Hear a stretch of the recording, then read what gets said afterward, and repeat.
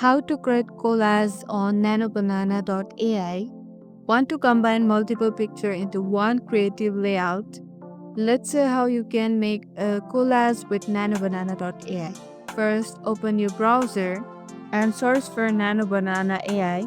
Once you land on the website, make sure you are logged in with your account. Now scroll down to the AI editor section. Here you will notice options like image to image and text to image. Since NanoBanana.ai mainly works as AI image editor, it does not have direct collage maker button, but don't worry. You can still do it with a little trick. Upload the first photo using add image options. Then in the main prompt field, type clear instruction like create a 2x2 collage with this image or combine this picture into one frame with a white border.